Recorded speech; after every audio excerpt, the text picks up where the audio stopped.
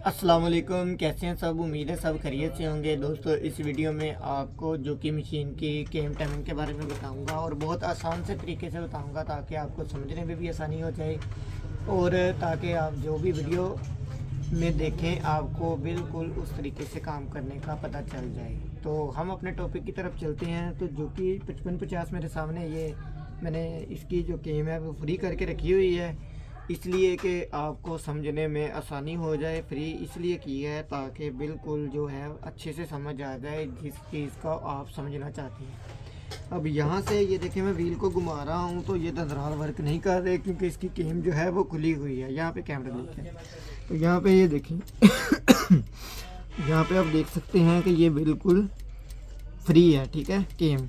और आगे यहाँ पे इधर लेके आएंगे कैमरा को और यहाँ पे आप मशीन के अंदर भी देख सकते हैं ये बिल्कुल फ्री है, केम वर्किंग नहीं कर रही। तो अब मैं आपको इसकी सेटिंग के बारे में बताऊंगा कि आपने किस तरह करना है ताकि आपको समझने में भी आसानी हो जाए और करने में भी। तो यहाँ पे ये देखें, सबसे पहली चीज़ ये है कि ये केम के दो पेच है, ठीक है। यहाँ पे ये दो केम के पेच है और यहाँ पे ये जो इसकी गरारी है, यहाँ पे ये देख सकते हैं गेयर, इसके भी दो पेच है, एक ये है एक ये है, ये इसको कॉलर बोलते हैं, इसके भी दो पेच आपको नज़र आ रहे होंगे। तो मेन शाफ्ट पे जो कट बना होता है ये उसके ऊपर उन्होंने टाइट किए हुए होते हैं, ठीक है।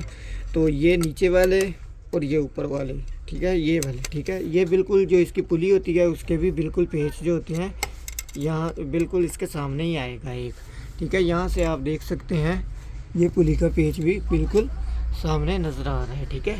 ये यहाँ से ये देखिए इसके अंदर, तो ये इसकी सीध में बिल्कुल यहाँ पे ये आ जाएंगे। तो इसके दो पेच यानी कि केम के हैं, ये यहाँ पे देख सकते हैं, ठीक है। तो एक ऊपर की तरफ और एक नीचे की तरफ। तो आपने इसकी जो सेटिंग करनी है वो किस तरह करनी है। अगर तो आप चलाना चाहते हैं बिल्कुल बारीक धागा जिससे आपको कपड़े में काम करने में आसानी हो, यानी कि जो बारीक धागा इस्तेमाल करते हैं, उसके लिए यहाँ पे ये देखें ये बिल्कुल स्ट्रेट रख के इसको टाइट कर देना है आपने। यहाँ पे जो मैंने आपको दिखाया है बिल्कुल यहाँ पे ये देखें, इसको ऊपर वाला जो पेच है ऊपर वाले के साथ सीधा करके स्ट्रेट रख के टाइट कर देना है, ठीक है। और अगर आप चलाना चाहते हैं इससे थोड़ा सा मोटा धागा यानी कमांडो धागा कोई कहते हैं, कोई रेशमी धागा कहते हैं, अगर वो चलाना चाहते हैं तो आप इसको थोड़ा सा इसको बिल्कुल मामूली सा फ़र्क डाल के नीचे कर लें। यहाँ पे 1 से 2 धंधे के दौरान यानी कि फासला इसको नीचे कर लें। वहाँ पे करने के बाद यहाँ से हम इसको कर देते हैं टाइट, ठीक है। एक बार हमने इसको नॉर्मल सा टाइट करना है ताकि आपको मैं थोड़ी सी मशीन जो है वो उसको चला के भी चेक करवा दूँ। ये यहाँ पे क्या किया हुआ यहाँ पे ये देख सकते हैं, ठीक है। इसकी जो सीध है वो बिल्कुल स्ट्रेट नहीं है, हमने थोड़ी सी इसको नीचे रखा है इससे। तो इसके बाद यहाँ पे ये देखें इसको एक पेज को हम थोड़ा सा टाइट करेंगे, ये यहाँ पे थोड़ा सा टाइट इसको किया है। इसके बाद हम करेंगे दंदरालों की चेकिंग। तो यहाँ पे ये देखें ये साथ घूम रही है। अब यहाँ पे इसको घुमाने के साथ साथ हम आ जाते हैं इसके दंदरालों के पास, ठीक है।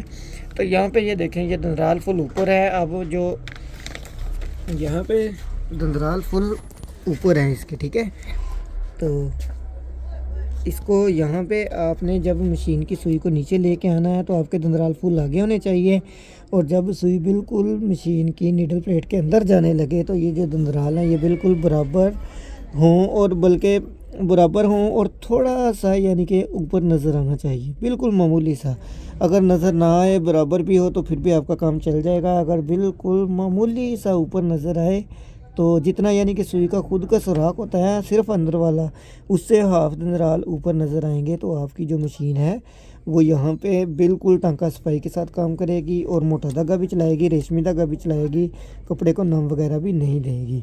तो इस चीज़ को समझने के लिए आपने इस वीडियो को एंड तक देख लिया है। अगर आप चाहते हैं कि इस तरह की और भी वीडियो आपको मिलती रहे तो आप हमारे चैनल को सब्सक्राइब करें, बेल आइकन के बटन को दबा दें ताकि हर आने वाली वीडियो आपको जल्द से जल्द मिल सके। तो ये वीडियो आपके लिए बहुत बेहतरीन रहेगी, मुझे यकीन है। तो इसका आपने कमेंट में हमें ज़रूर बताना है आपको इससे फ़ायदा हुआ है या नहीं। तो मिलते हैं अगली वीडियो में, तब तक के लिए अल्लाह हाफिज़।